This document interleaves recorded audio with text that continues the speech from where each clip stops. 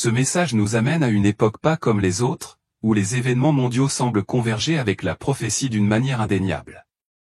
Alors que d'étranges phénomènes se produisent à travers le monde, il est difficile d'ignorer le poids spirituel de ce qui se passe. Les prophéties dont on parle depuis longtemps se manifestent désormais, et pour beaucoup, les signes deviennent chaque jour plus clairs. Nous sommes témoins d'une chaîne d'événements politiques, culturels et environnementaux qui semblent bien plus importants que des événements aléatoires. Qu'il s'agisse de pannes de courants mondiales inquiétantes, d'observations étranges dans le ciel ou de catastrophes naturelles inhabituelles, chacun de ces événements ressemble à un rappel subtil mais puissant que nous approchons d'un moment qui va tout changer. Le monde a l'impression d'être ébranlé, comme si l'histoire elle-même convergeait avec la prophétie. L'un des éléments les plus frappants et les plus importants de ce récit en cours est le changement de direction au Vatican. La prophétie de Saint Malachie, qui parle du pape final, occupe une place importante alors que le pape François se prépare à se retirer. Bien que beaucoup puissent considérer cela comme un simple changement de leadership, pour ceux qui sont familiers avec les prophéties, le moment et l'atmosphère qui entourent ce moment semblent trop importants pour être ignorés. Les récentes déclarations de Donald Trump sur ses liens avec l'Église catholique et sa volonté de travailler en étroite collaboration avec le nouveau pape ne font qu'ajouter au sentiment que les dirigeants politiques jouent un rôle dans un drame bien plus vaste. Bien que bon nombre de ces remarques puissent ressembler à une conversation informelle ou à une plaisanterie, il existe un sentiment sous-jacent que quelque chose de monumental se passe dans les coulisses. Il ne s'agit pas seulement de politique. Il s'agit d'une bataille spirituelle en cours, et les croyants commencent à la ressentir au plus profond de leur âme. Les prophéties se déroulent sous nos yeux: guerre, catastrophes naturelles, rupture des anciens systèmes, et à mesure que ces événements s'accélèrent, nous sommes appelés à regarder au-delà des distractions et à nous concentrer sur ce qui se passe réellement. L'une des évolutions les plus effrayantes est la récente série de phénomènes inexpliqués. Des volées massives d'oiseaux tombant du ciel aux baleines et dauphins échoués sans explication, nous sommes témoins de la nature elle-même qui réagit d'une manière qui défie la logique. Ajoutez à cela les rapports faisant état d'étranges bourdonnements vibrants dans le sol, de lumières bizarres dans le ciel et de pannes d'électricité à grande échelle, et il devient clair, le monde se prépare à quelque chose qui ne peut être ignoré. La Bible met en garde contre la tromperie dans les derniers jours. De faux prophètes se lèvent, offrant la paix et l'unité, mais leur message n'est pas la paix du Christ. Cette paix contrefaite fait partie d'un plan plus vaste visant à préparer le monde à un dirigeant qui unira les nations, mais pas par la volonté de Dieu. Et maintenant, alors que le monde est dans le chaos et que les prophéties se déroulent, nous sommes à la veille d'un moment charnière.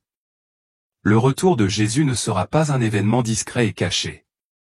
Comme le dit Matthieu 24, 30, ce sera un moment visible qui fera trembler la terre, alors apparaîtra le signe du Fils de l'homme dans le ciel, et alors tous les peuples de la terre pleureront en voyant le Fils de l'homme venir sur les nuées du ciel avec puissance et une grande gloire. Au milieu de toute cette tourmente, on nous rappelle que Jésus revient. Les signes sont indubitables. La prophétie n'est pas seulement une relique du passé, elle se produit en ce moment même. Les tendances sont claires et les questions que nous devons nous poser sont urgentes. Sommes-nous prêts? Sommes-nous réveillés? Alors que nous faisons face à ces temps sans précédent, tenons-nous fermement à la vérité de la parole de Dieu. Les signes sont là et le monde évolue rapidement. Il n'est plus temps d'ignorer ces messages mais d'en tenir compte, de préparer nos cœurs et d'être prêts pour ce qui est à venir. Parce que le retour de Jésus-Christ est plus proche que jamais. Sont-ils des ombres du divin? Voyons-nous les contours d'un retour déjà en marche? Les nuages eux-mêmes pourraient-ils constituer un prélude au plus grand moment que le monde ait jamais connu? Certains diront que c'est la météo. Certains diront que c'est une coïncidence. Mais au fond, les gens le ressentent. Quelque chose bouge. Quelque chose est proche. Les tempêtes ne font pas que détruire. Ils parlent. Et le ciel, comme toujours, essaie peut-être de tout nous dire. Les nuages d'orage pourraient être le premier aperçu sincère d'une prophétie qui se déroule en temps réel.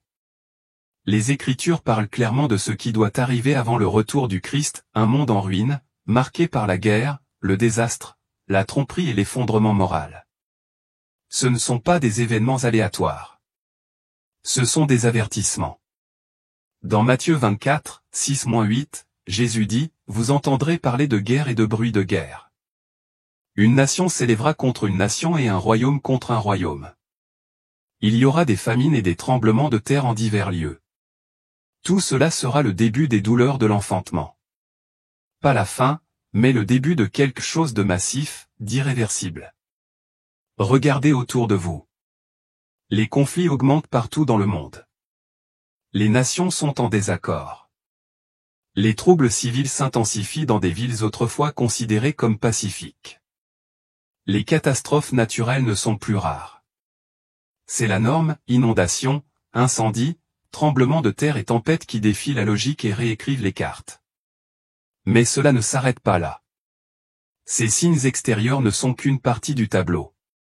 Les Écritures mettent en garde contre quelque chose de bien plus dangereux que la guerre ou la météo, la tromperie. La Bible parle d'une époque à venir où la vérité s'estompera et où les mensonges prendront racine à la vue de tous.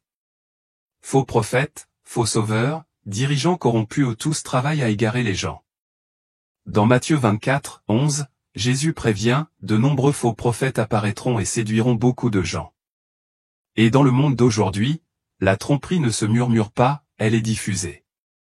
La technologie est devenue un porte-voix pour la distorsion. Les plateformes de médias sociaux diffusent des demi-vérités comme une traînée de poudre. Des figures charismatiques se lèvent, promettant le salut, offrant des certitudes, manipulant des millions de personnes avec des paroles qui semblent sacrées mais creuses. Les gens ont soif de réponses dans le chaos, et cette soif les rend vulnérables. Dans 2 Timothée 4, 3-4, Paul écrit, « Car un temps viendra où les gens ne supporteront plus la saine doctrine. Au lieu de cela, ils rassembleront autour d'eux un grand nombre d'enseignants pour dire ce que leurs oreilles démangeaisons veulent entendre. » Ce moment n'arrive pas. C'est ici. Les gens ne veulent pas de vérité. Ils veulent du réconfort. Ils veulent une validation. Et ils sont prêts à échanger la vérité contre tout ce qui correspond à leurs préférences. Mais la tromperie ne déforme pas seulement les idées, elle corrode la moralité. Partout dans le monde, les frontières entre le bien et le mal s'estompent. Ce qui était autrefois considéré comme sacré est ridiculisé. Ce qui était autrefois honteux est désormais célébré. Ésaïe 5, 20 nous avertit, « Malheur à ceux qui appellent le mal bien et le bien mal, qui changent les ténèbres pour la lumière et la lumière pour les ténèbres. » Cet avertissement frappe plus fort aujourd'hui que jamais. On le voit partout. L'honneur est remplacé par la fierté. La fidélité par la trahison. Condamnation par compromis. Les familles se divisent. La vérité est subjective. La bonté est ridiculisée. La violence, l'avidité et l'égoïsme sont normalisés et même loués. Dans Matthieu 24, 12, Jésus dit, « À cause de l'augmentation de la méchanceté, l'amour de la plupart se refroidira. » Et c'est le cas. Les gens s'en prennent les uns aux autres. La gentillesse semble rare. La compassion semble dépassée. L'amour qui unissait autrefois les communautés s'estompe. Mais même au milieu de la déception et de la décadence, l'espoir n'est pas perdu. Les Écritures ne nous laissent pas désespérer, il offre une voie à suivre. Mais celui qui tiendra bon jusqu'à la fin sera sauvé, promet Jésus dans Matthieu 24, 13. C'est là le défi, endurer, tenir bon, voir clairement quand tout est conçu pour vous dérouter. Dans un monde qui évolue sous nos pieds, ce n'est pas la force ou le statut qui vous maintiendront debout. C'est la foi. Le monde évolue rapidement. Mais peut-être que ce n'est pas seulement un effondrement. Peut-être qu'il est secoué. Les tempêtes font rage. La vérité s'efface, mais la prophétie tient. Et ceux qui reconnaissent les signes ne seront pas pris au dépourvu. Ils seront prêts. Pas dans la peur, mais dans la foi. Ne pas baisser les yeux avec désespoir, mais lever les yeux. Sachant que le ciel ne restera pas sombre pour toujours. Aux heures les plus sombres, quand le ciel est lourd, le monde se sent brisé et l'espoir semble plus loin, une promesse qui ne vacille pas demeure. Elle demeure ferme à travers les âges, inébranlable face au doute, au temps ou au chaos. Jésus revient. Pour les croyants, la seconde venue n'est pas quelque chose à craindre. C'est notre plus grand espoir. C'est l'assurance que ce monde, avec toute son injustice, son chagrin et sa confusion, n'est pas la fin de l'histoire. C'est la certitude que Christ reviendra non pas en secret, ni en silence, mais dans la gloire, la puissance et la vérité. Il viendra remettre tout en ordre, rassembler ceux qui lui appartiennent et apporter une paix qu'aucune guerre, aucun dirigeant, aucun système humain n'a jamais pu apporter. Jésus n'a pas laissé ses disciples dans l'incertitude. Il a prononcé des paroles claires et réconfortantes ou des promesses répétées tout au long des Écritures. Dans Jean 14, 2-3, il dit, « Il y a plusieurs pièces dans la maison de mon Père. S'il n'en était pas ainsi, vous aurais-je dit que je vais vous préparer une place, et si je vais vous préparer une place, je reviendrai et je vous prendrai chez moi, afin que là où je suis, vous soyez aussi. » Ce ne sont pas des espoirs poétiques. Ce sont des déclarations, des engagements en le cœur même de ce que croient les chrétiens. Le monde pourrait se moquer de cette promesse. Il peut se moquer des prophéties, déformer la vérité et qualifier la foi de stupide. Mais ceux qui croient savent mieux. Cette promesse est notre point d'ancrage. Cela ne tremble pas lorsque les gouvernements tombent. Il ne se plie pas lorsque les tempêtes font rage. Il ne s'efface pas lorsque les jours s'assombrissent. Ça tient. Cela dure. Mais l'espoir n'est pas passif. Il ne s'agit pas seulement d'attendre. Il s'agit de se préparer. La Bible appelle les croyants à vivre chaque jour comme s'ils pouvaient revenir à tout moment. Pas par peur, mais par amour. Être audacieux dans la foi. Pour poursuivre la justice. Aimer radicalement et pardonner rapidement. Faire la lumière dans un monde qui semble plus que jamais attiré par les ombres. Chaque jour est une invitation à aimer plus profondément, à vivre plus intentionnellement, à montrer aux autres une vérité qui ne change pas avec la culture ou les gros titres. Parce que lorsque Jésus reviendra, ce sera soudain, inattendu à un moment qui divise le temps lui-même. Matthieu 24, 44 nous le rappelle, « Soyez donc prêts, vous aussi, car le Fils de l'homme viendra à une heure où vous ne l'attendez pas. » Que signifie être prêt? Cela signifie abandonner la peur et marcher dans la foi. Cela signifie non seulement connaître les Écritures, mais aussi les vivre. Cela signifie défendre la vérité alors que le monde tourne dans la confusion. Cela signifie rester éveillé et non spirituellement endormi ou non bercé par le confort ou distrait par le chaos mais alerte, vivant, ancré. Oui, l'idée du retour du Christ suscite un sentiment de crainte, de responsabilité, voire de jugement, et à juste titre. Mais pour ceux qui lui font confiance, ce n'est pas la fin. C'est le début de tout ce que nous avons toujours espéré. Plus de douleur. Plus de larmes. Plus d'injustice, ni de peur, ni de mort. Apocalypse 21, 4 dépeint le tableau avec une simplicité à couper le souffle, il essuiera toute larme de leurs yeux. Il n'y aura plus de mort, ni de deuil, ni de cri, ni de douleur, car l'ancien ordre de choses est passé. C'est l'avenir auquel nous aspirons. Non pas construit par des mains humaines, mais par les mains qui ont formé les étoiles. Non pas le royaume des hommes, mais le royaume de Dieu. Son retour signifie la rédemption et non la destruction. Restauration, pas ruine. C'est une joie indescriptible. Justice accomplie. La paix, enfin et pour toujours. Les avertissements ne sont plus subtils. Les vents hurlent avec plus de fureur. Les ténèbres s'installent plus rapidement et la terre tremble sous le poids de sa propre décomposition. Tout autour de nous crie que le temps presse. Le monde ne se contente pas de changer, il s'effondre. Et pourtant, malgré le chaos, une vérité tient toujours, il revient. Il ne s'agit plus de demander si. Et nous avons dépassé le stade de la question de savoir quand. La vraie question maintenant est la suivante, serons-nous trouvés prêts? Nos cœurs sont-ils abandonnés, pas seulement émus? Nos vies sont-elles marquées par sa présence, et pas seulement nos professions de foi? Vivons-nous avec un but et sans peur, sans distraction, mais avec une sainte urgence? Parce qu'un jour vient où les cieux s'ouvriront grands et où le roi interviendra exactement comme il l'a dit. Et à ce moment-là, tout va changer. Le bruit de ce monde, la confusion, la douleur, les efforts se tairont en présence de la gloire. Les questions qui nous ont hantés, les combats que nous avons menés, les larmes que nous avons versées, tout cela prendra un sens à la lumière de son retour. Le voile sera levé et ce que nous avons cru par la foi, nous le verrons enfin de nos propres yeux. Pour ceux qui sont préparés, ce n'est pas la peur qui remplira leur cœur. Ce ne sera ni regret, ni panique, ni peur. Ce sera la paix, une paix profonde et écrasante.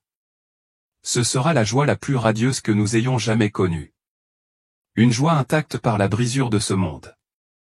Une joie enracinée dans une promesse qui n'a jamais failli. Et un sauveur qui n'est jamais parti. Ce sera le moment où l'espoir deviendra une vision et où tout ce à quoi nous nous accrochons dans la foi deviendra réalité. Et pour ceux qui ont attendu, qui ont enduré, qui sont restés fidèles même dans les moments difficiles, il n'y aura pas de honte, seulement l'étreinte d'un roi qui connaît votre nom. Donc, le moment de se préparer n'est pas demain. C'est maintenant. C'est le moment de poser ce qui n'a pas d'importance. Il est maintenant temps de pardonner, d'aimer plus profondément, de dire la vérité avec audace et de vivre avec l'éternité à l'esprit. Parce que lorsque le ciel s'ouvrira, nous n'aurons pas de seconde chance de choisir de quel côté nous nous rangerons. C'est le moment car il arrive plus tôt que nous ne le pensons. Ces lumières vives, ces phénomènes étranges pourraient être plus que de rares aurores. Ils pourraient être les présages d'une séquence divine qui se déroule désormais à la vue de tous. Ce n'est que le début de la deuxième phase d'un voyage prophétique en cours depuis des siècles mais qui commence seulement à prendre forme.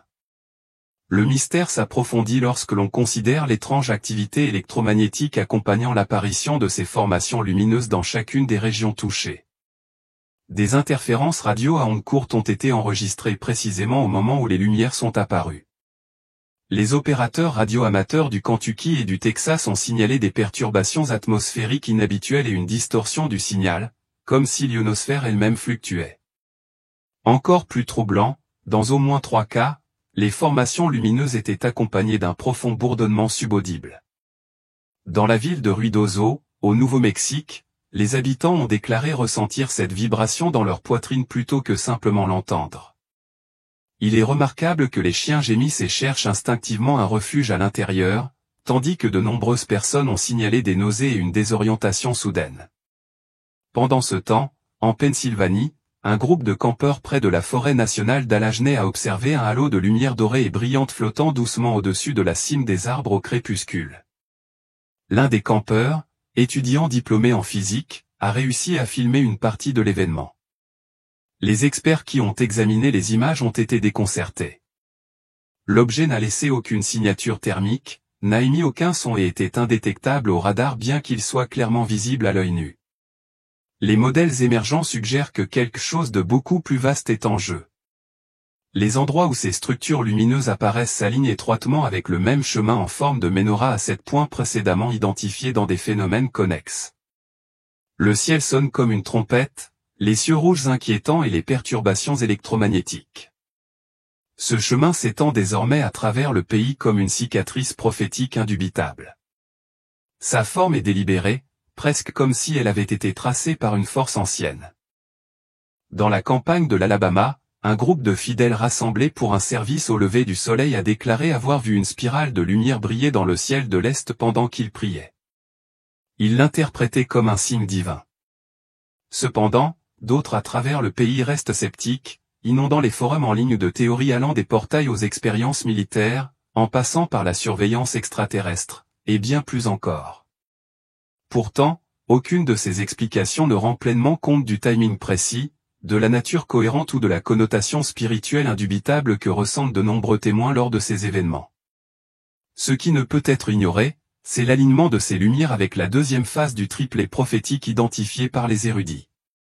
Les lumières apparaissent systématiquement pendant les heures de transition de l'aube et du crépuscule, renforçant le sentiment qu'il ne s'agit pas d'événements aléatoires, mais d'une partie d'un projet plus vaste qui se déroule. Ces derniers moments où le jour cède la place à la nuit et vice-versa, moments que les textes anciens décrivent souvent comme des moments où le ciel et la terre se rapprochent l'un de l'autre. Pendant ce temps, des instruments sensibles à travers les États-Unis ont commencé à détecter d'étranges surtensions électromagnétiques, des impulsions d'énergie brèves mais intenses qui ne correspondent à aucun système météorologique connu, éruptions solaires ou sources artificielles. Ces pics soudains ne sont pas aléatoires. Ils suivent un chemin précis. Le même arc géographique en 7 points identifiés lors de la première phase de cette séquence prophétique.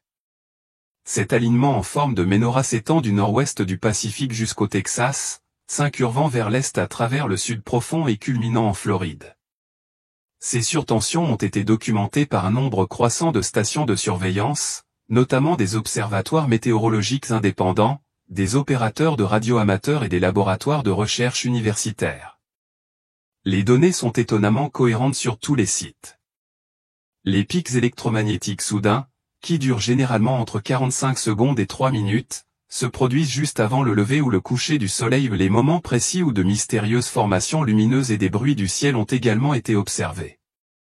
Les scientifiques qualifient ces phénomènes d'anomalies atmosphériques non classifiées, car aucune des causes habituelles aux foudres, tempêtes géomagnétiques ou interférences d'origine humaine ne peut les expliquer. Au Colorado, le Centre national de recherche atmosphérique a signalé un pic localisé qui a provoqué de brèves perturbations du signal GPS dans un rayon de 19 km. Les avions traversant la zone ont connu des erreurs temporaires de lecture d'altitude et des pannes radio. À l'époque, aucune activité d'éruption solaire n'avait été détectée et toutes les sources terrestres étaient exclues. En Louisiane, un professeur de sciences atmosphériques à LSU a remarqué une tendance répétitive.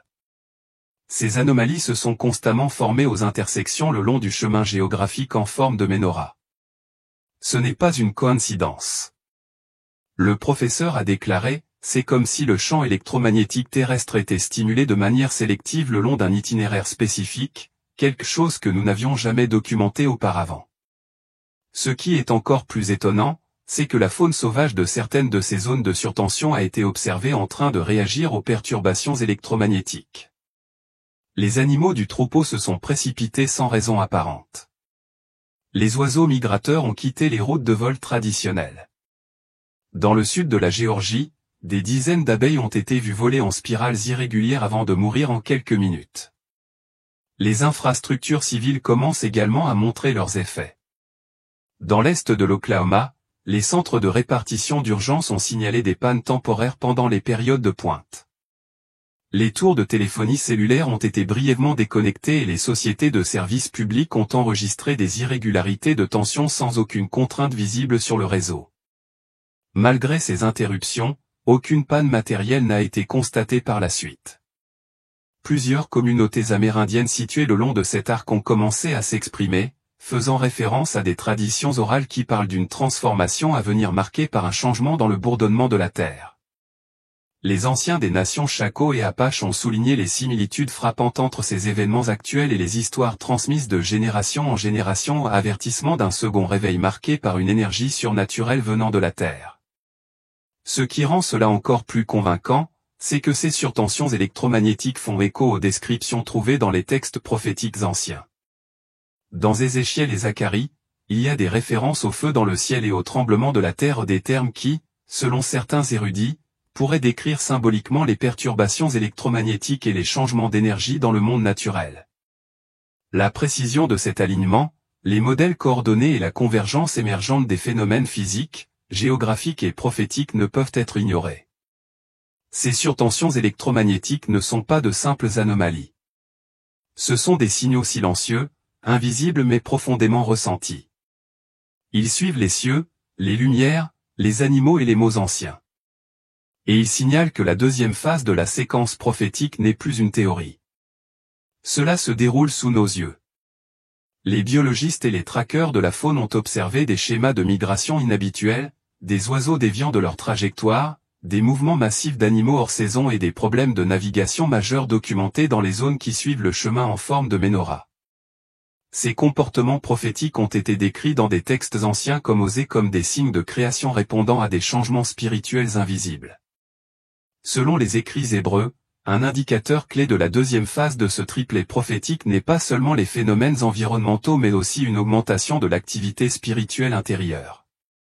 Ces derniers jours, des personnes de tous horizons ont constaté une augmentation des rêves et des visions.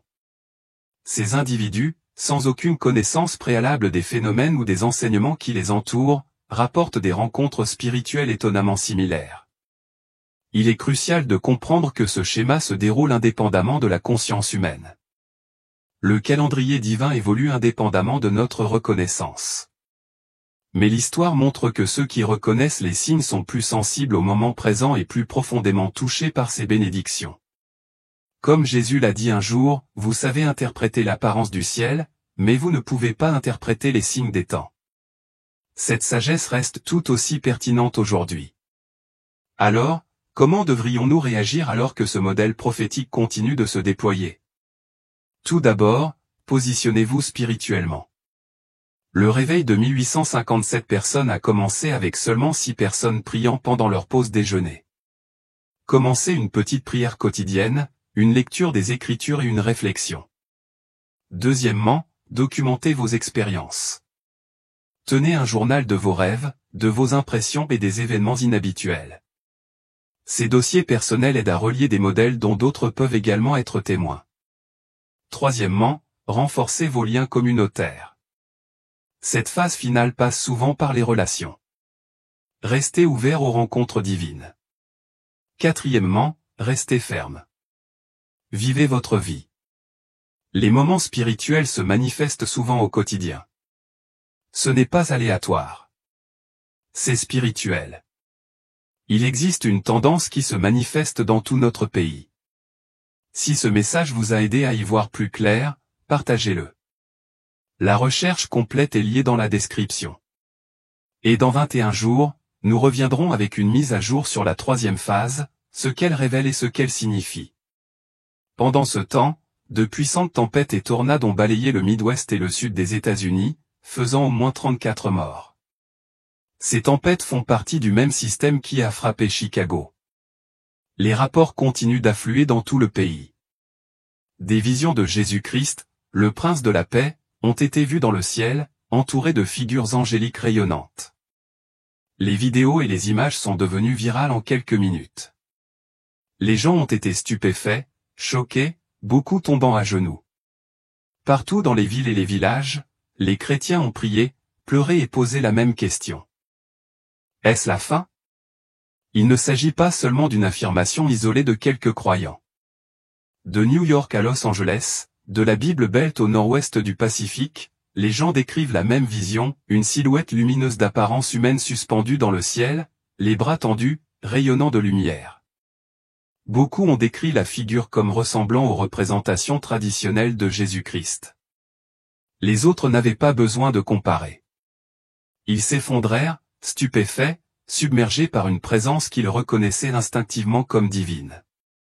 Les témoins parlent d'une paix écrasante qui s'est installée sur le moment.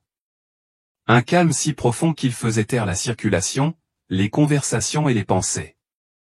Les enfants pointaient vers le haut. Les adultes pleuraient ouvertement. Des étrangers se sont embrassés, unis par le sentiment qu'ils voyaient quelque chose de plus grand que l'histoire, plus grand qu'eux-mêmes, quelque chose qui transcendait le temps, la politique et les croyances. Dans les parcs, sur les trottoirs, à travers les fenêtres et les pare-brises, des millions de personnes étaient fascinées par une vision qu'aucun écran ou théorie ne pouvait pleinement contenir. Tout cela s'est produit à un moment où la nation était déjà sous tension. Les divisions politiques s'accentuent. Les troubles sociaux s'accentuent et la confiance dans les institutions est au plus bas. La peur et l'incertitude remplissent l'air. Beaucoup ont l'impression que le tissu culturel s'effrite et que le centre ne tient plus. L'anxiété se cache sous la vie quotidienne. Un léger battement de doute sur l'avenir. Les familles sont tendues, les communautés sont fragmentées et l'espoir pour beaucoup semble être une chose fragile qui leur glisse entre les mains. Et puis cet événement s'est produit.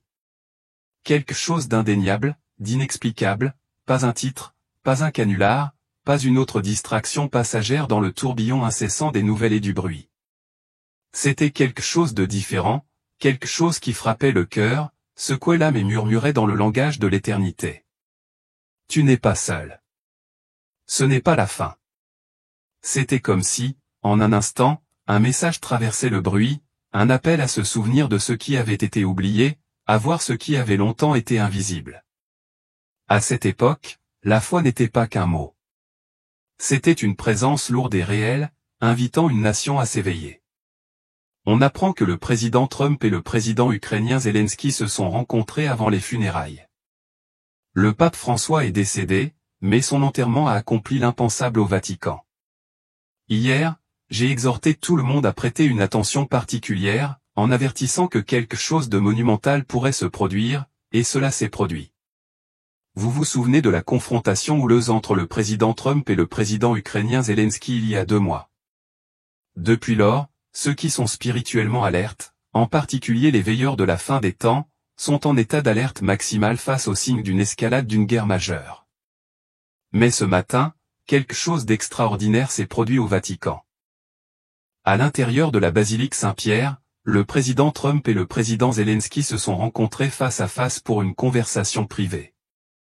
Par la suite, le président Zelensky a annoncé au monde que leur réunion avait été très productive et pacifique.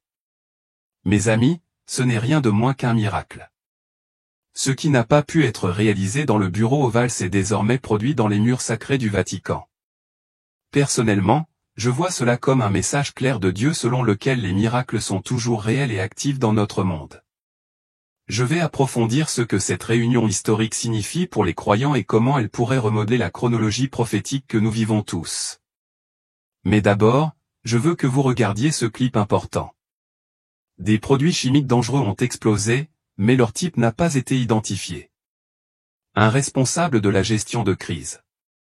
Mes amis, ce que vous êtes sur le point de voir est un clip récent en provenance d'Iran montrant une explosion massive dans un port majeur.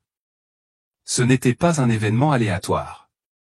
Cela s'est produit au moment précis où le président Trump et le président Zelensky se rencontraient en privé dans la basilique Saint-Pierre de Rome.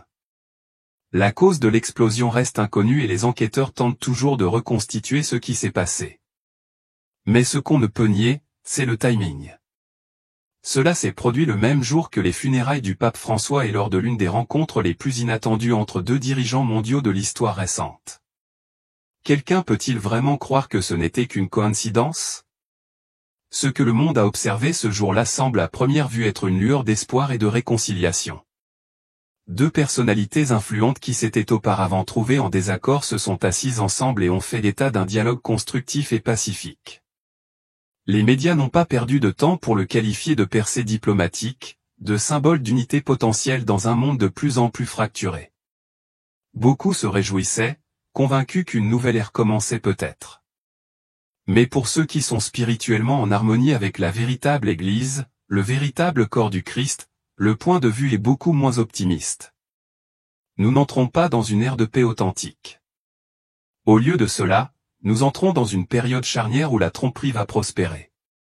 Derrière la célébration des soi-disant accords de paix et des victoires politiques, un plan bien plus sombre et bien plus dangereux se déroule discrètement.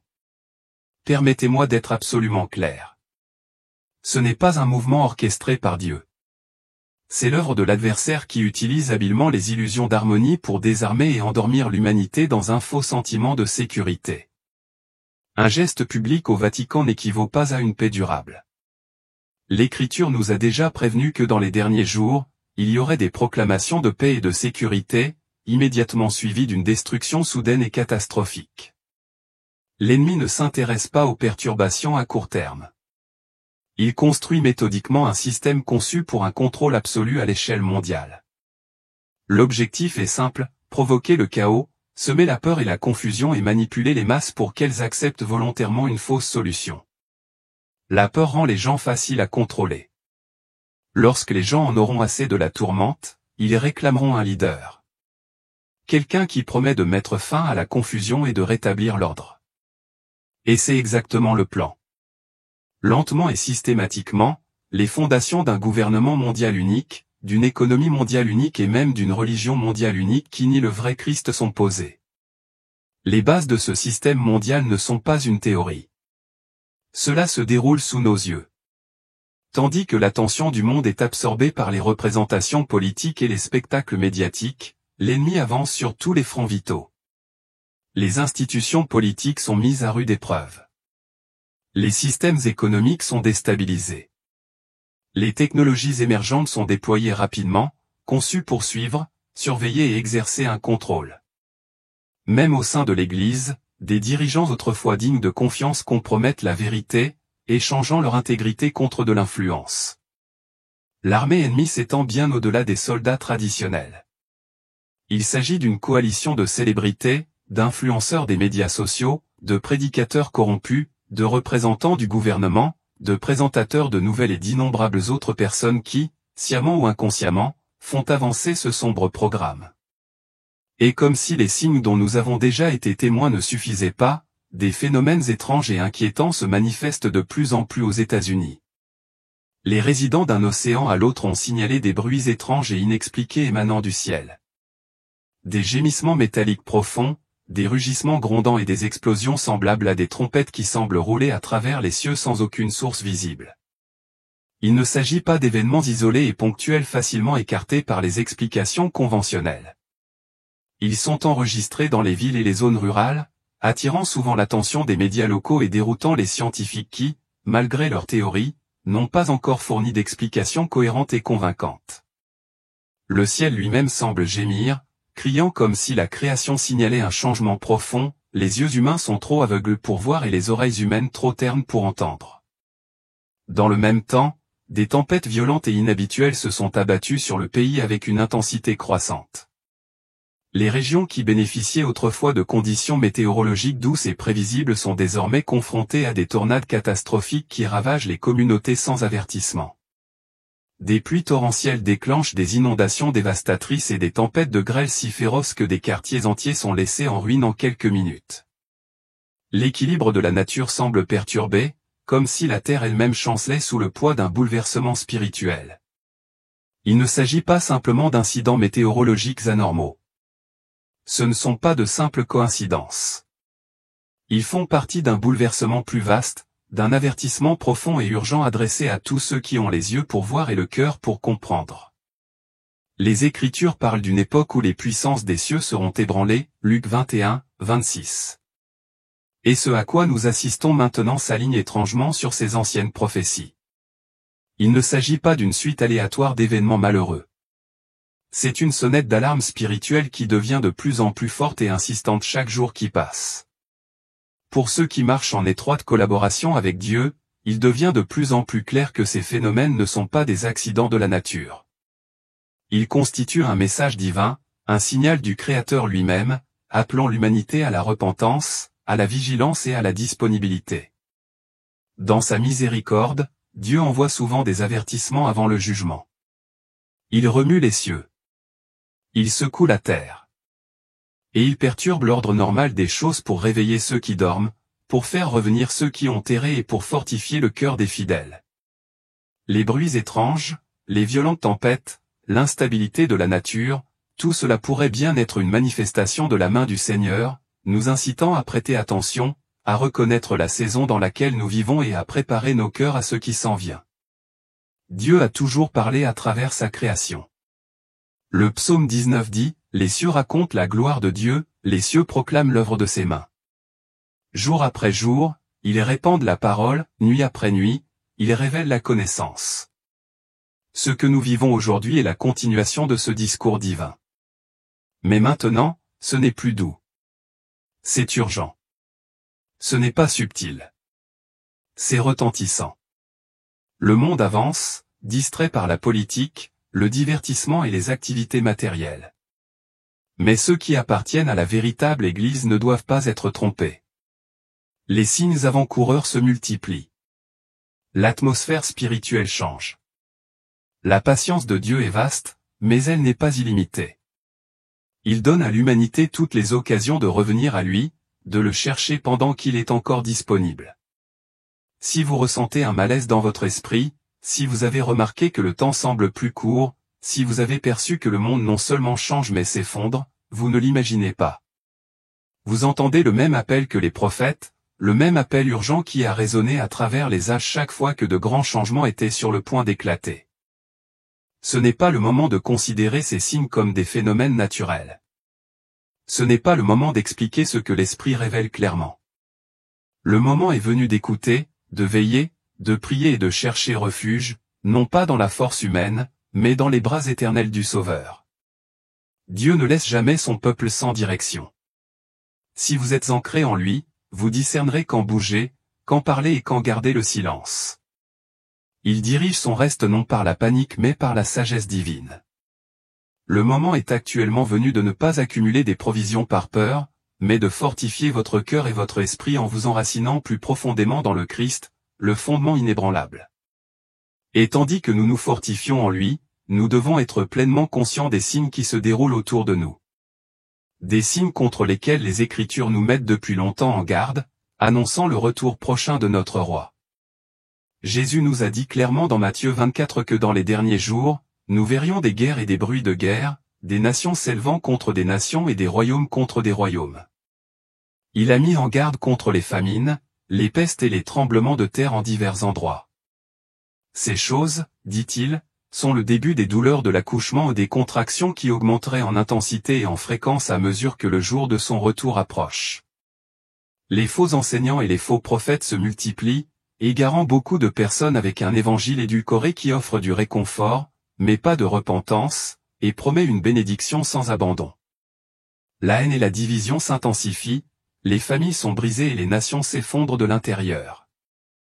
La promotion d'un système mondial, d'un gouvernement mondial, d'une économie et même d'une religion n'est plus une théorie, mais une réalité croissante.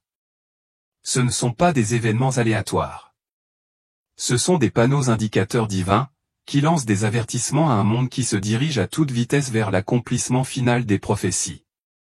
Les sons des trompettes du ciel résonnent dans l'esprit pour ceux qui ont des oreilles pour entendre.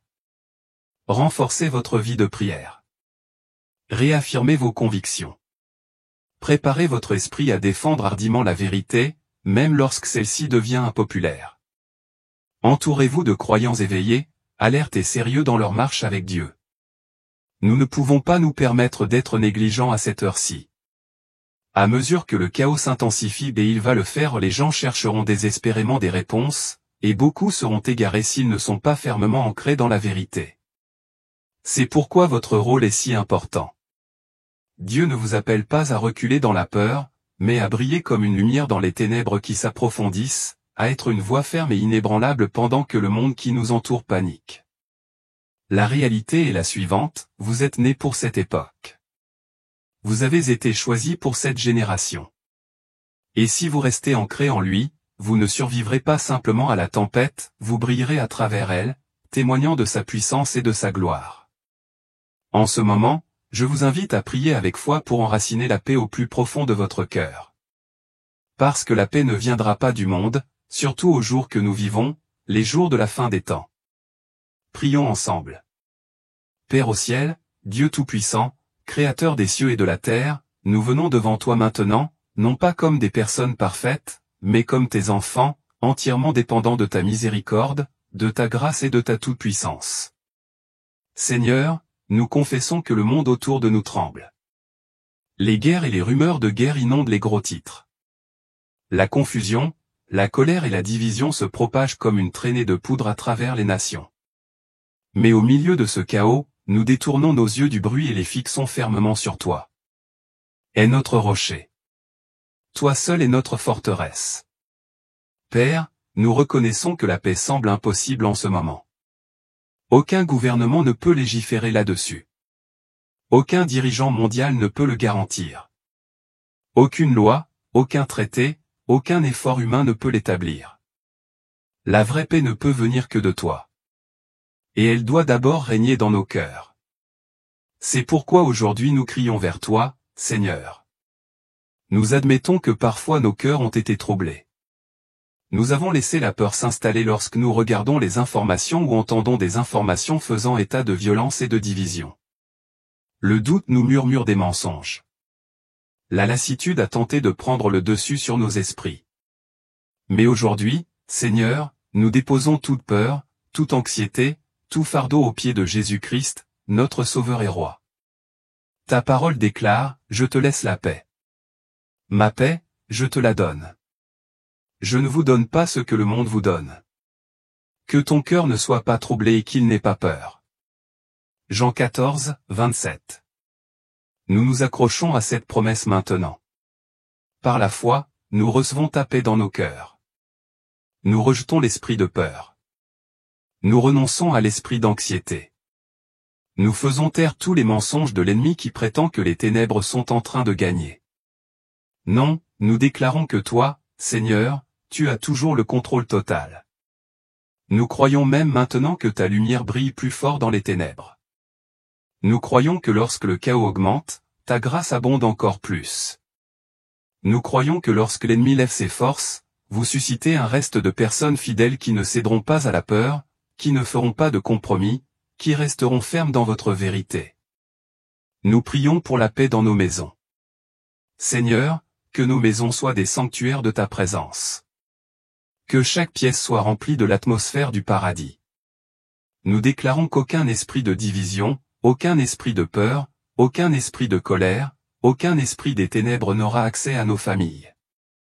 Nous te consacrons nos maisons, Seigneur. Et nous invitons ton esprit à régner en maître sur chaque conversation, chaque décision et chaque instant. Nous déclarons aujourd'hui que nos maisons t'appartiennent, Seigneur. Nos mariages vous appartiennent. Nos enfants t'appartiennent.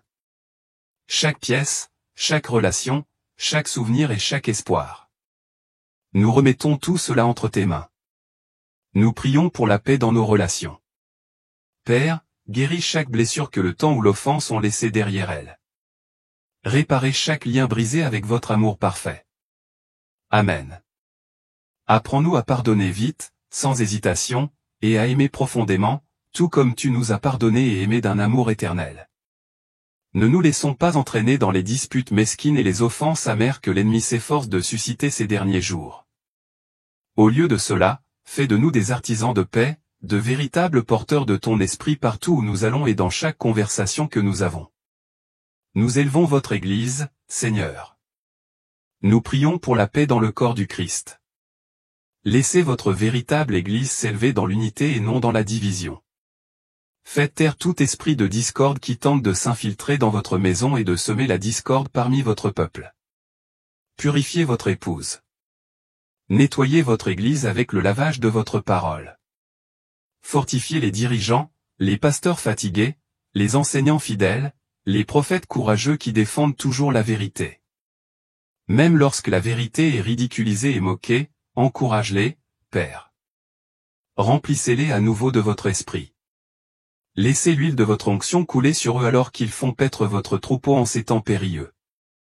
Seigneur, donne à ton peuple un discernement comme jamais auparavant. Ne nous laissons pas influencer par chaque gros titre, chaque tendance virale, chaque explosion émotionnelle. Apprends-nous à être profondément enracinés dans ta parole, à marcher prudemment mais avec audace, guidés par ton esprit et non par nos émotions. Entraîne nos cœurs à entendre ton murmure au-dessus du rugissement du monde. Père, nous savons qu'un plus grand chaos se profile à l'horizon. Nous ne sommes pas naïfs. Nous voyons clairement les signes. L'anarchie s'accroît. Les cœurs se refroidissent. La tromperie est en hausse. Le péché est célébré. L'ennemi prépare son armée.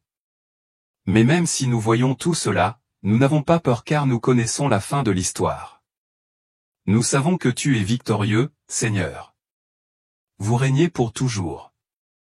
Aucune arme formée contre votre peuple ne prospérera. Vous avez déjà obtenu la victoire par le sang de Jésus-Christ. Prépare-nous, Seigneur, non pas avec crainte, mais avec disponibilité. Apprends-nous à marcher avec des mains propres et un cœur pur. Garde-nous de nous laisser entraîner dans les distractions et les vaines promesses de ce monde. Rappelez-nous quotidiennement que notre véritable citoyenneté est au paradis. Rappelez-nous que nous sommes ici des pèlerins, traversant une terre qui n'est pas notre dernière demeure. Fortifie-nous pour les jours à venir. Quand la persécution s'intensifie, donne-nous un courage inébranlable. Quand des mensonges sont prononcés contre nous, accorde-nous l'endurance. Lorsque les amis et même la famille tournent le dos à cause de notre foi, réconforte nos cœurs avec ton amour éternel. Nous prions maintenant pour les perdus. Seigneur, ceux qui sont trompés, ceux qui sont piégés dans le chaos et ne le savent même pas. Dans ta miséricorde, ouvre leurs yeux. Déchirez les voiles qui les aveuglent. Brisez les chaînes qui les retiennent captifs. Envoyez vos ouvriers dans les champs de moisson, car les champs sont déjà mûrs. Utilise-nous, Seigneur. Nous y sommes. Envoyez-nous. Parlez à travers nous. Brille à travers nous. Que nos vies soient des témoignages vivants de ta bonté, de ta puissance et de ta paix. Laissons les gens nous regarder et se demander, d'où vient cette paix? Et répondons-nous hardiment. Cela vient de Jésus-Christ, le Prince de la paix. Seigneur, nous prions pour une sagesse surnaturelle. Apprends-nous quand parler et quand se taire. Apprenez-nous quand bouger et quand rester immobile. Conduis-nous quotidiennement par ton esprit. Que nos oreilles soient finement à l'écoute de ton murmure. Laissez nos cœurs brûler de passion pour votre présence. Que nos yeux restent fixés sur toi, et non sur les tempêtes qui font rage autour de nous. Préparez-nous, Seigneur, même aux trahisons qui pourraient survenir, les trahisons de la part d'amis, de la famille, de dirigeants en qui nous avions autrefois confiance. Aide-nous à pardonner rapidement, à libérer toute offense sans laisser l'amertume s'enraciner. Aide-nous à aimer comme tu nous as aimés, même lorsque nous sommes rejetés et incompris. Père, nous prions pour la prochaine génération. Élevez des jeunes hommes et femmes qui n'ont pas honte de l'Évangile. Élevez les adolescents avec le feu dans les os. Des jeunes adultes audacieux et fidèles, des enfants qui vous connaissent intimement et refusent de s'incliner devant les dieux de cet âge. Scellez-les avec votre esprit. Protégez-les des pièges de l'ennemi. Faites-en de puissants guerriers pour votre royaume.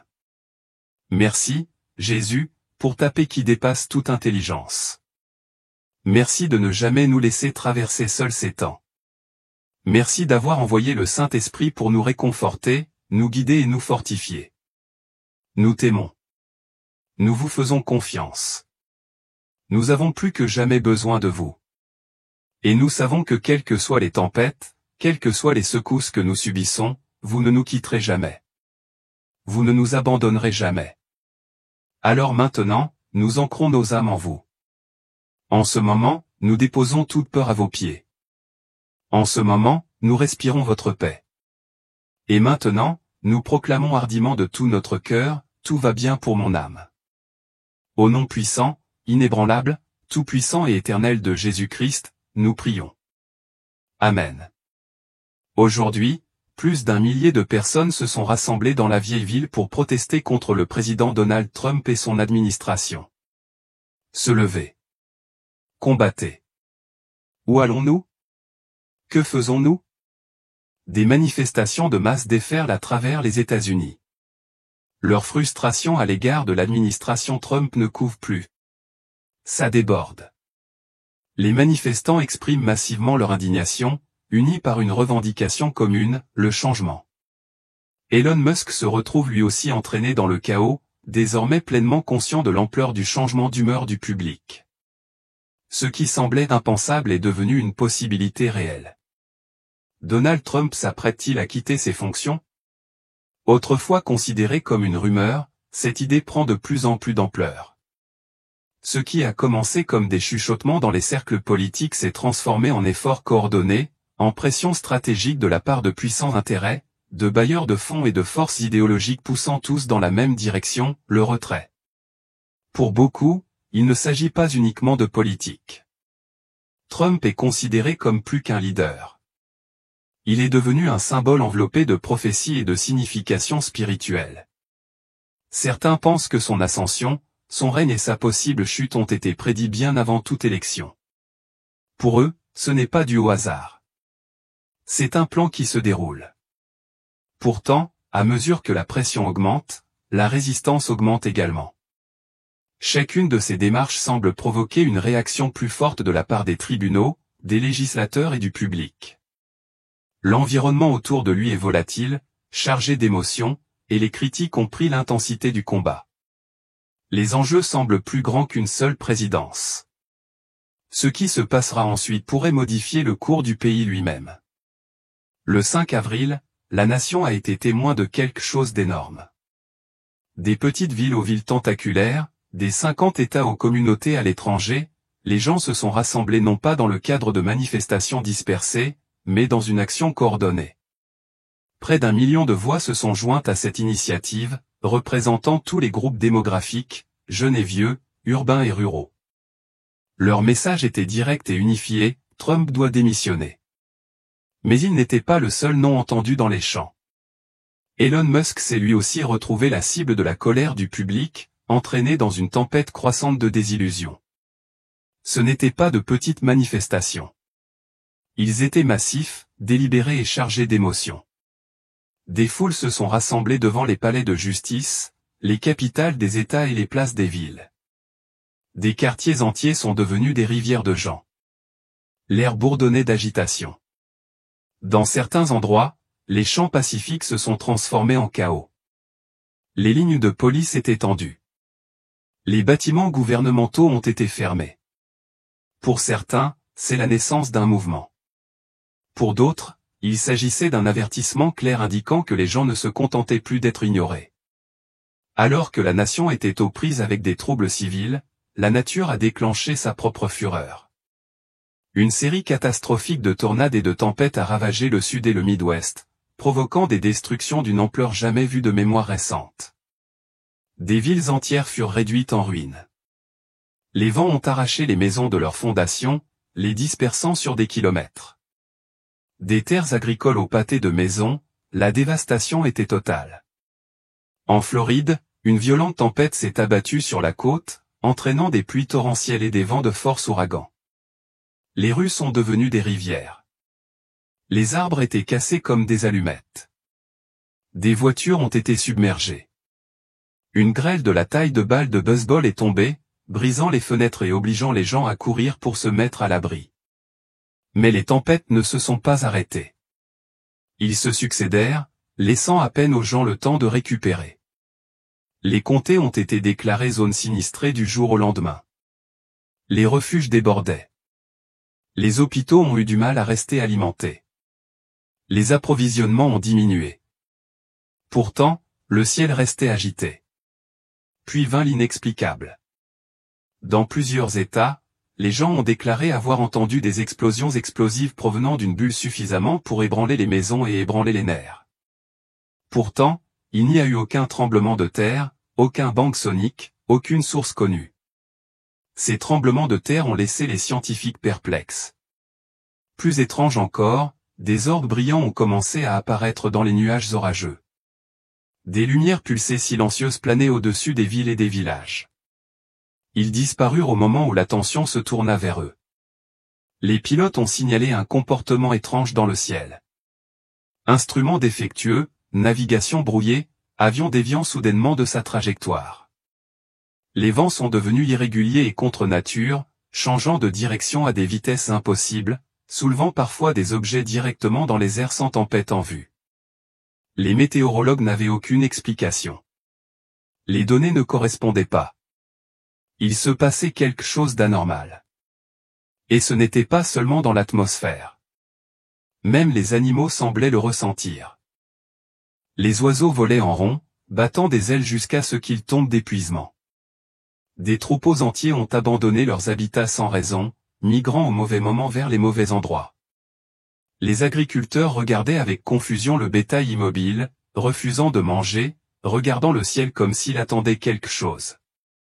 Des vaches, des moutons et des chevaux, tous instables, tous réagissant à quelque chose que les humains ne pouvaient pas voir. C'était comme si la nature elle-même essayait d'envoyer un message. Et les premiers à l'avoir compris furent les animaux.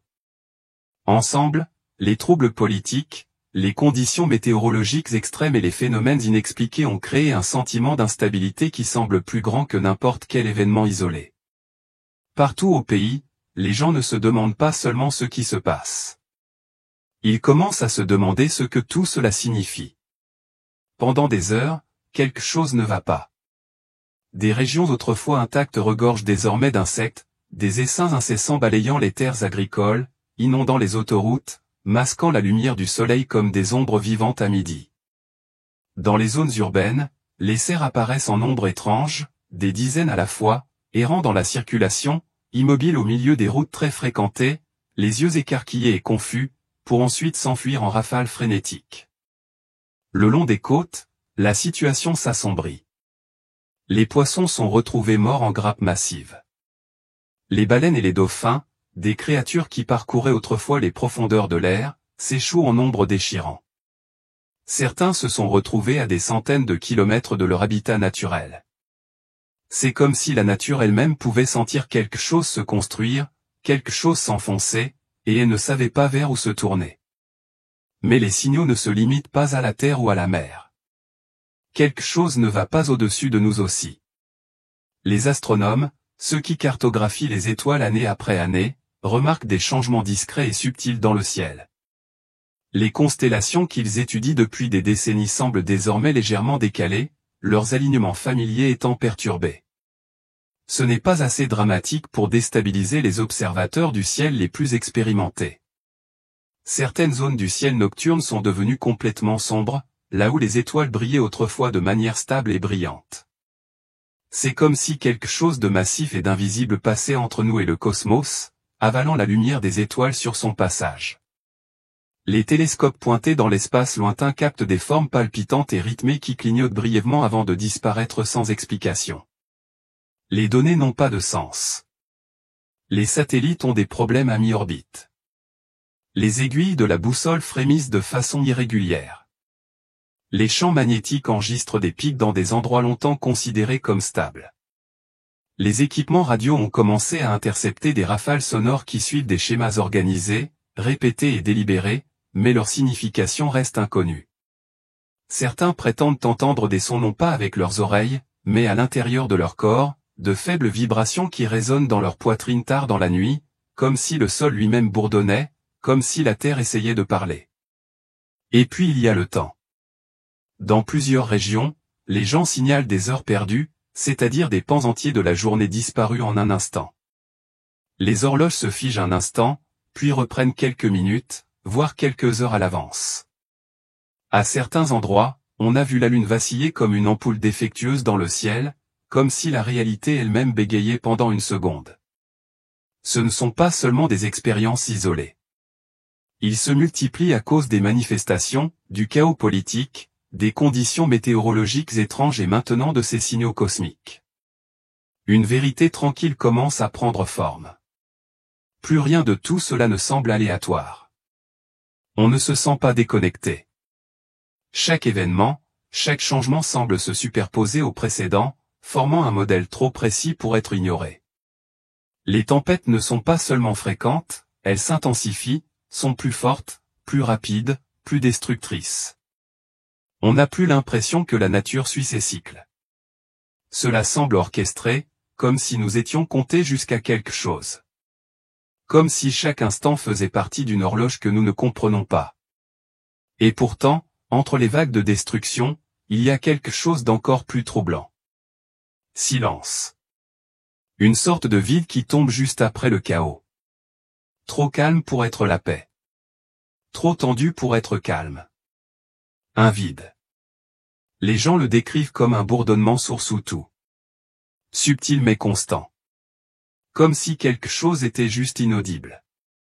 L'air semble chargé, épais de pression, comme une tempête qui est toujours sur le point d'éclater mais qui ne se brise jamais. Et la terre, elle ne se repose pas. Le ciel ne s'éclaircit pas. Chaque événement semble plus vivant que le précédent. Comme si la terre elle-même essayait de réagir, essayait de résister. Les scientifiques proposent des explications. Anomalies climatiques, courants changeants, fluctuations de la pression atmosphérique. Mais de plus en plus, même les experts se taisent. Parce que quoi que ce soit, cela commence à ressembler à quelque chose de plus que naturel, quelque chose de plus profond, quelque chose d'intentionnel. Cela commence à sembler délibéré. De plus en plus de gens prennent conscience que ce n'est peut-être pas seulement une question de météo. Quand le feu tombe du ciel, quand la terre tremble. Lorsque le ciel semble crier, ce n'est peut-être pas la nature qui est imprévisible. C'est peut-être une voix. Celui qui refuse d'être ignoré. Un trop puissant pour être réduit au silence. Une voix qui ne vient pas des sermons ou des émissions religieuses, mais de la création elle-même. Et si les inondations, les tempêtes, les vents implacables n'étaient pas de simples événements, mais des avertissements? Et si ce à quoi nous assistons n'est pas seulement un chaos climatique, mais une communication spirituelle? Tout au long de l'histoire, Dieu a parlé à travers les éléments, le tonnerre sur le Sinaï, les ténèbres sur l'Égypte, l'immobilité du soleil dans la bataille de Josué, le tremblement de terre qui a déchiré le voile du temple. Pourquoi ne parlerait-il pas maintenant? Feu, inondation, vent et tremblement de terre. Ils ne sont pas simplement aléatoires. Ce sont des messages. Un appel au réveil. Pas seulement physiquement, mais spirituellement. Il ne s'agit pas seulement du déplacement des terres ou de la montée des mers. Il s'agit de l'effondrement de la vérité, de l'érosion des valeurs, de l'ébranlement des consciences. Au fond de nous, nous le ressentons. Les signes sont flagrants. Le volume augmente. Quelque chose nous pousse à regarder au-delà de la surface. Et pourtant, si nous continuons à l'ignorer, à le rejeter comme une simple coïncidence, à le présenter comme politique ou météorologique, nous risquons de passer à côté du message même qui est délivré. Parce que cette voix ne fait pas trembler les structures juste pour les faits. Cela révèle les cœurs. Et si nous refusons de l'entendre maintenant, nous ne serons peut-être pas prêts pour la suite. Alors que le monde est aux prises avec le chaos, une autre couche de tension s'intensifie. Une histoire bien plus personnelle qu'il n'y paraît. De nouveaux rapports suggèrent que les dirigeants iraniens pourraient préparer une action directe et dangereuse contre Donald Trump. Ce qui semblait autrefois être une spéculation lointaine prend désormais forme comme quelque chose de bien plus intentionnel. Ce ne sont pas seulement des menaces. Leur signal stratégique était diffusé, ciblé et chargé de sens. La pression croissante autour de Trump n'est plus seulement politique. Le ton devient plus lourd, plus inquiétant, plus spirituel. Il ne s'agit pas simplement d'une réaction violente. C'est une bataille. Les affaires judiciaires, les tempêtes médiatiques et les menaces internationales convergent. Il ne fait pas seulement face à la résistance en tant que leader, mais à l'opposition en tant que symbole. Pour beaucoup, Trump représente un bouleversement de programmes profondément enracinés et de structures de pouvoir invisibles. Et maintenant, il est frappé de toutes parts. Mais ce à quoi il est confronté le dépasse. La pression ne vient pas seulement de sa politique ou de ce qu'il représente. Une figure qui a défié les systèmes d'élite, affronté les structures mondialistes et défendu publiquement des valeurs, souvent poussées à la marge. Ce genre de défi n'est pas sans coût. Et l'opposition à laquelle il est confronté ressemble désormais moins à un désaccord politique qu'à une guerre spirituelle coordonnée. Ce ne sont pas seulement les hommes qui sont en colère, ce sont les forces. Quelque chose de sombre repousse quelque chose de divin. Et au milieu de tout cela, une vérité émerge. Dieu n'est pas resté silencieux. Ce à quoi nous assistons n'est peut-être pas l'effondrement d'un leader, mais la révélation d'un plan bien plus vaste. Trump, malgré tous ses défauts et ses échecs, se trouve au centre d'un affrontement bien plus vaste que sa présidence. Non pas parce qu'il est parfait, mais parce qu'il le veut. Prêt à parler quand les autres se taisent. Prêt à rester debout quand les autres se couchent. Là où beaucoup voient la controverse, d'autres voient une vocation. Et le poids de ce qui lui arrive est le reflet de l'ampleur de la mission qui lui a été confiée. Plus l'attaque est intense, plus le but est important. Il ne subit pas seulement des pressions politiques. Il est soumis à un siège spirituel. Le genre qui n'arrive que lorsque quelqu'un est en mesure d'exposer, de protéger, d'affronter ce qui est longtemps resté caché. Ils ont tout essayé. Honte, silence, annulation, maintenant peut-être élimination. Mais le ciel ne s'est pas retiré. L'appel n'a pas disparu. L'histoire n'est pas terminée. Ce qui ressemble à une destruction pourrait en réalité être un raffinement. Le même feu destiné à le consumeur est utilisé pour le façonner, le préparer. Chaque trahison, chaque scandale, chaque vague de résistance s'inscrit dans une transformation plus profonde. Parce que quand quelqu'un est choisi pour un but plus élevé, le feu de l'ennemi ne détruit pas, il purifie. Ce n'est plus seulement de la politique. C'est un moment prophétique. Une bataille non seulement pour la politique mais pour le destin d'un homme, d'une nation. L'Amérique se trouve à un seuil spirituel et Trump, qu'il le veuille ou non, est devenu un personnage clé dans le déroulement de cette décision. Il ne l'a peut-être pas encore pleinement compris, mais il y a un poids divin sur sa vie. Non pas parce qu'il l'a demandé, mais parce qu'il lui a été attribué. Comme les prophètes d'autrefois, il a été moqué, pourchassé, incompris non pas parce qu'il a échoué, mais parce qu'il porte quelque chose qui perturbe les ténèbres. Alors même que les médias se moquent, que les gouvernements complotent et que l'opposition se rapproche, le plan se poursuit. La chronologie de Dieu reste inébranlable. Alors que le bruit des gros titres tente de noyer la vérité, quelque chose de plus élevé est en mouvement. Les gens prient. Les intercesseurs se lèvent. Des anges sont envoyés. Une sainte secousse est en cours. Une politique qui ne se contentera pas de bouleverser les cycles de l'actualité, mais qui révélera la corruption de longue date et révélera ce qui a été caché.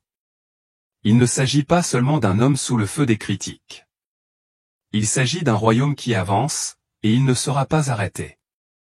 La justice de Dieu ne vient pas seulement pour ceux qui se sont opposés à Donald Trump. Cela arrive pour chaque forteresse, chaque système de servitude qui a maintenu cette nation dans des chaînes spirituelles. À mesure que le conflit s'approfondit et que la guerre s'intensifie, une vérité devient indéniable. Trump n'est plus seulement une figure politique.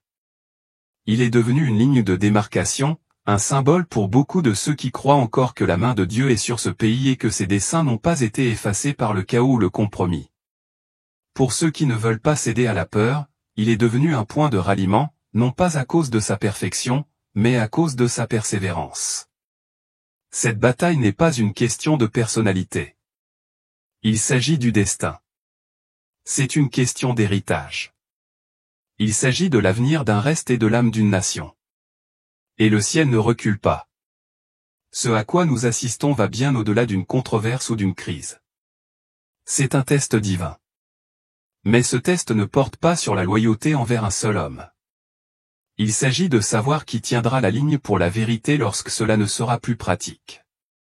Qui déclarera encore la justice quand elle coûte plus que le confort? La haine dirigée contre Trump n'est pas fortuite ni purement politique. Il y a un courant plus profond à l'œuvre, de nature prophétique. L'opposition sent ce que beaucoup n'ont pas encore compris. Que si Trump franchit les prochaines étapes de sa mission, l'influence de l'enfer pourrait être brisée d'une manière que nous n'avons jamais vue. Nous traversons une période de bouleversement sans précédent, et il semble que le monde se prépare à quelque chose de majeur. Des événements étranges et inexpliqués dans le ciel aux catastrophes environnementales, tout converge d'une manière difficile à ignorer. La fréquence et l'intensité de ces événements suggèrent que nous n'assistons pas à un chaos aléatoire, mais à un changement dans le tissu même de la réalité. Au milieu de bouleversements politiques et spirituels, il semble que l'histoire et la prophétie se rencontrent. Alors que nous approchons de la fin du mandat du pape François et que nous attendons un nouveau pape, beaucoup se tournent vers la prophétie de Saint Malachie, qui suggère que le prochain pape pourrait jouer un rôle crucial dans les derniers jours de l'Église.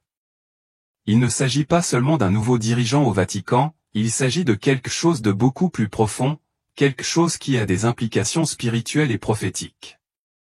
Même si certains peuvent considérer ces événements comme de simples coïncidences ou des changements environnementaux, on a de plus en plus le sentiment que quelque chose de bien plus profond est à l'œuvre.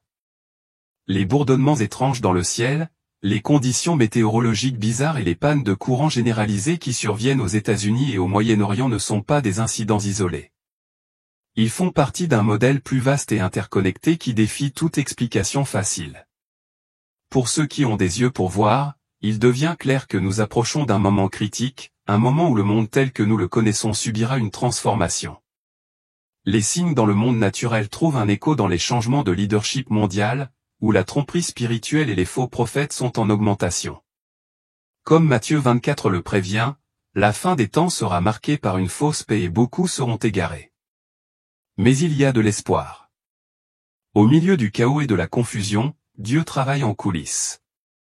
La bataille à laquelle nous assistons n'est pas seulement une lutte politique, c'est une guerre spirituelle.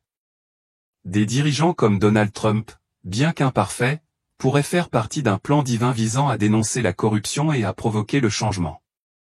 Il ne s'agit pas de l'individu, il s'agit de Dieu utilisant des récipients défectueux pour son dessein. Les événements étranges qui se déroulent à travers le monde ne sont pas seulement des signes d'effondrement. Ce sont des signes de percée. Dieu affine son peuple, le préparant à ce qui l'attend.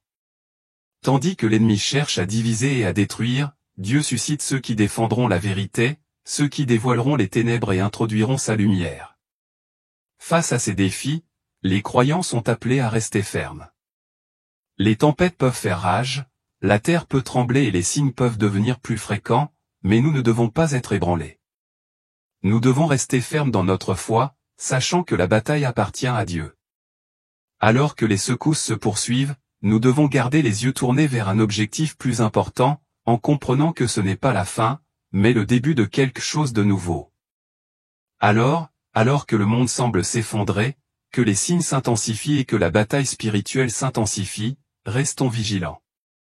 Cherchons la vérité, tenons bon de notre foi et soyons prêts pour l'œuvre que Dieu nous a confiée. Car au milieu de tout cela, sa main bouge et son dessein s'accomplira. Le retour de Jésus est proche et tout ce qui se passe maintenant fait partie de son plan divin. Restez éveillés, restez vigilants et soyez prêts. Ils font partie de quelque chose de plus vaste, quelque chose de délibéré dans le rythme, voire dans l'intention. Et le modèle est ce qui compte le plus. Tout comme les bruits étranges venant du ciel et les conditions météorologiques de plus en plus irrégulières et violentes, ces pannes deviennent de plus en plus fréquentes, plus répandues et plus inexplicables. Pourquoi maintenant? Pourquoi tout à la fois? Regardez le timing. Aux États-Unis, la situation a pris un tournant radical lorsque Donald Trump a été officiellement confirmé comme 47e président. Presque immédiatement, une chaîne de perturbations a semblé s'accélérer. Et ce n'est pas seulement le cas en Amérique.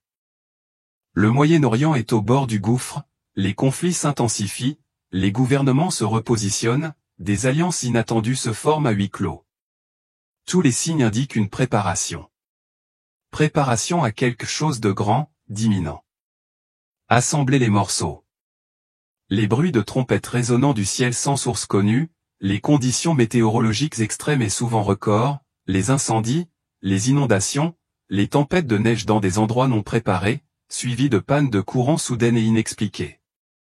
Ce que nous observons n'est pas une série aléatoire d'événements sans rapport. C'est un message, un avertissement. La prophétie se réalise rarement en un seul coup de foudre.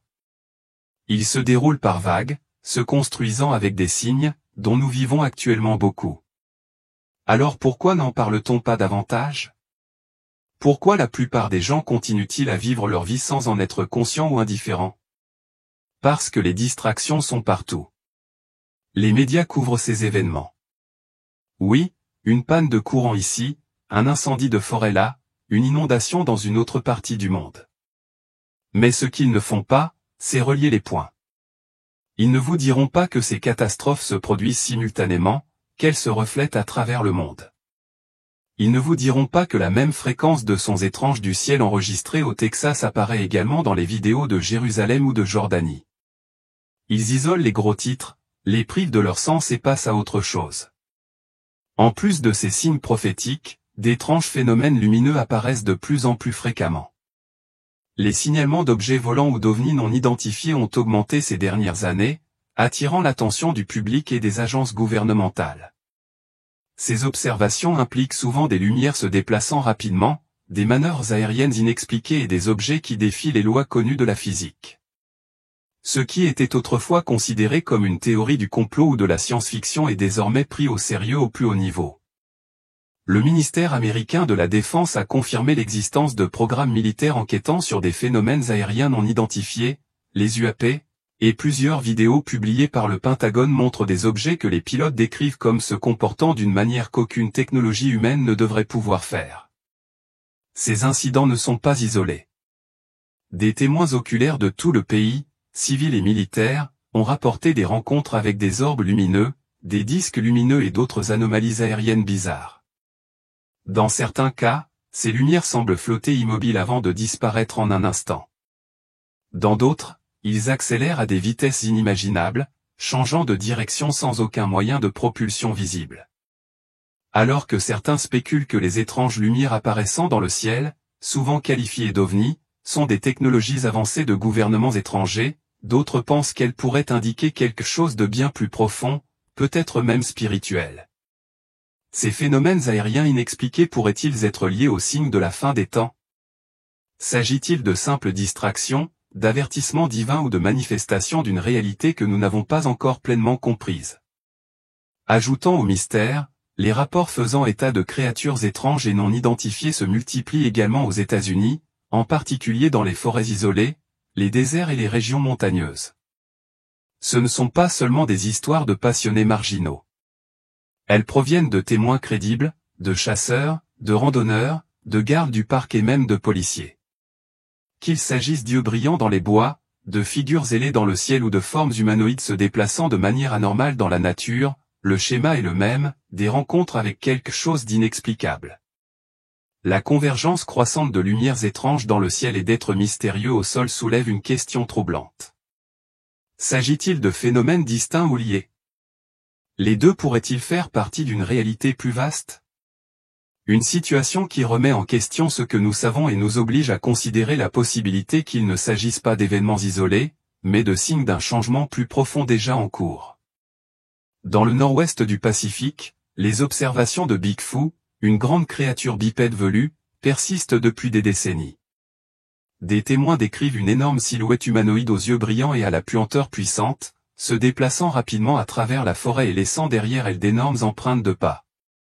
Malgré des recherches approfondies, aucun corps n'a jamais été retrouvé. Pourtant, la fréquence et la cohérence des rapports ont maintenu la légende vivante et les enquêtes en cours. Dans le sud-ouest des États-Unis, en particulier dans des États comme le Nouveau-Mexique et l'Arizona, de nombreuses créatures ressemblant à des reptiliens ont été observées dans le désert. Certains témoins rapportent des êtres grands et écaillés, aux yeux brillants, repérés la nuit, se déplaçant avec agilité sur un terrain rocheux. Ces observations coïncident souvent avec des rapports faisant état de lumières étranges dans le ciel, ce qui amène certains à croire qu'il pourrait y avoir un lien entre les créatures et le phénomène ovni. Dans la région des Appalaches, en particulier autour de la Virginie occidentale, des gens ont rapporté avoir vu des figures humanoïdes ailées, notamment le Mothman. Décrit comme une grande silhouette avec de grandes ailes et des yeux rouges brillants, le Mothman a été associé à plusieurs catastrophes, dont l'effondrement du Silver Bridge en 1967. Même des décennies plus tard, de nouvelles observations continuent d'apparaître, souvent suivies d'événements étranges ou de sentiments de terreur. Les Grands Lacs et les zones rurales environnantes ont également produit des rapports troublants sur des humanoïdes ressemblant à des chiens, souvent appelés l'homme-chien. Ces créatures sont décrites comme marchant debout avec des traits canins et une présence intimidante. Des observations ont été signalées dans le Michigan, le Wisconsin et même dans certaines parties de l'Ohio, souvent par des conducteurs voyageant seuls la nuit ou par des personnes explorant des sentiers boisés. En Floride, les régions marécageuses comme les Everglades sont devenues associées à des créatures comme le skunk APE, une version méridionale du Bigfoot. Les témoins le décrivent comme un grand être ressemblant à un singe avec des cheveux hirsutes et une forte odeur aperçue brièvement avant de disparaître dans les zones humides denses. Plusieurs photos et vidéos floues ont fait surface, mais rien de concluant. Même en milieu urbain, d'étranges rencontres ont été rapportées à Chicago. Une série d'observations commanditées ces dernières années décrivent une grande créature ressemblant à une chauve-souris survolant la ville, parfois près de l'aéroport O'Hare. Ces observations ont été détaillées par plusieurs témoins crédibles, suscitant la curiosité et l'inquiétude quant à ce qui pourrait se cacher dans le ciel au-dessus de la ville. Alors que les sceptiques attribuent ces informations à des canulars, à des erreurs d'identification ou au folklore, la cohérence et l'intensité émotionnelle des témoins suggèrent qu'il se passe quelque chose de plus. Ces créatures pourraient-elles être des espèces inconnues, des mutations, ou sont-elles quelque chose de bien plus mystérieux? À mesure que le nombre d'observations augmente et que de plus en plus de personnes font part de leurs expériences, les régions sauvages et inexplorées de l'Amérique commencent à paraître un peu moins familières et beaucoup plus étranges. Mais pour ceux qui y prêtent vraiment attention, ceux qui observent attentivement, écoutent attentivement et discernent les schémas les plus profonds, il est clair qu'il ne s'agit pas simplement d'une suite d'événements aléatoires. Ce sont des signaux, des appels au réveil spirituel. Un changement est en train de se produire et il touche toutes les couches de la vie. Les systèmes auxquels nous faisions autrefois confiance, les conditions météorologiques, les infrastructures énergétiques, la stabilité mondiale, s'écartent de leurs rythmes habituels. La nature elle-même semble instable. Et si l'histoire nous enseigne quelque chose, c'est que lorsque de tels signes apparaissent simultanément sur tous les continents, ils précèdent souvent un moment de changement mondial. Il ne s'agit pas ici de répandre la peur. Il s'agit d'affronter la réalité. La croyance que les choses reviendront à la normale n'est plus tenable. Cette version de la normale a disparu. Ce à quoi nous assistons actuellement n'est pas temporaire. C'est le début de quelque chose de plus profond, quelque chose qui va continuer à se déployer, à s'intensifier et à atteindre chacun d'entre nous. La question n'est pas de savoir si un changement est à venir. Il s'agit de savoir si nous sommes prêts à faire face à ce que ce changement exige. En réponse à cette tempête grandissante, tournons maintenant nos cœurs vers la prière, non pas en dernier recours, mais comme première défense. En ce moment de bouleversement mondial, nous offrons une prière non seulement pour l'Amérique, mais pour chaque nation et chaque âme juste qui reste ferme dans la vérité et la lumière. Nous prions ensemble. Père céleste, Créateur du ciel et de la terre, celui qui maintient les étoiles en place et commande les océans. Nous nous présentons devant vous humbles et conscients de notre véritable fragilité.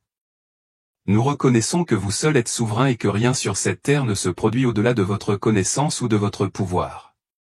Seigneur, nous élevons cette nation, l'Amérique, et toutes les nations où ton peuple réclame ta protection. Nous demandons ta couverture divine sur chaque ville, chaque maison, chaque personne qui marche dans la vérité. Tu as promis dans ta parole que tu es notre refuge et notre forteresse. Aujourd'hui, nous tenons cette promesse. Alors que le ciel devient étrange et que la terre gémit d'agitation, nous entendons des sons étranges venant d'en haut. Voyez les tempêtes faire rage au-delà des frontières. Sentez le réseau électrique tomber en panne sous nos pieds. Nous nous souvenons que vous êtes inébranlable. Vous avez toujours le contrôle. Nous vous demandons maintenant de tendre la main sur cette terre. Laissez votre présence couvrir chaque maison, chaque quartier. Qu'aucune arme formée contre votre peuple ne prospère. Que chaque complot secret des ténèbres soit dévoilé et brisé. Père, nous savons que tu as vu la corruption, l'orgueil et le mal qui se sont répandus comme une traînée de poudre à travers cette génération. Mais vous avez aussi vu ceux qui restent fidèles, ceux qui refusent de s'incliner devant de faux dieux, ceux qui s'accrochent à la justice même lorsque le monde se moque d'eux. Pour eux, ô Seigneur, fais preuve de miséricorde. Épargne ton peuple, Seigneur, comme tu l'as fait en Égypte lorsque les plaies ont balayé le pays. Que leur maison soit marquée par le sang de l'agneau, par votre protection divine invisible mais indéniable. Qu'aucun feu ne consume leur demeure, qu'aucune inondation n'emporte leur espoir, qu'aucune obscurité ne fasse taire leur foi. Que leur maison brille comme des phares dans la nuit, restant ferme comme des témoignages vivants de ta puissance et de ta miséricorde lorsque tout le reste s'effondre. Nous ne crions pas à la vengeance, mais à la justice, et à ta main juste d'agir dans la vérité. Nous ne cherchons pas la destruction, mais la révélation. Découvrez ce qui a été caché. Révélez ce qui est vrai. Dispersez les mensonges qui ont étouffé l'esprit de beaucoup. Et que la vérité apparaisse clairement et clairement comme le soleil du matin perçant de lourds nuages. Que ton nom soit élevé au-dessus de tout dirigeant, de tout système, de tout pouvoir contrefait qui ose s'opposer à toi. Tu n'es pas silencieux, Seigneur. Vous parlez du tonnerre dans les tremblements dans le calme entre les battements de cœur. À travers des tempêtes qui déchirent le ciel, à travers des sons inexplicables résonnant du ciel, à travers un silence qui exige de l'attention. Vous parlez et nous, votre peuple, écoutons avec un cœur ouvert et des yeux vigilants.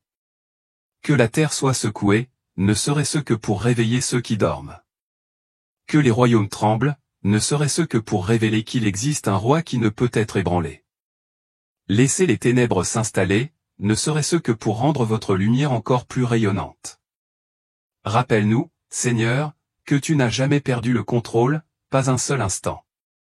Et quand les secousses cesseront, quand le vent se calmera, quand la fumée se dissipera et que le monde se demandera ce qui reste, que ce soit votre gloire.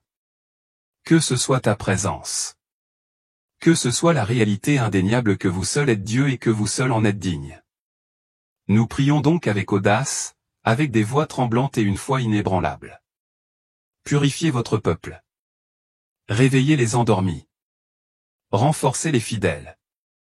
Secouer ce qui doit l'être pour que ce qui est inébranlable puisse tenir. Et que votre royaume vienne, non seulement en parole mais en puissance. Amen. Mais il s'aligne de différentes couleurs.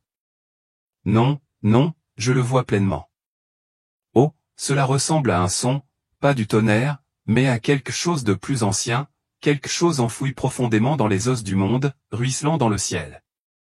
Les nuages se convulsèrent, formant une spirale dans un vortex qui bouillonnait avec une énergie surnaturelle.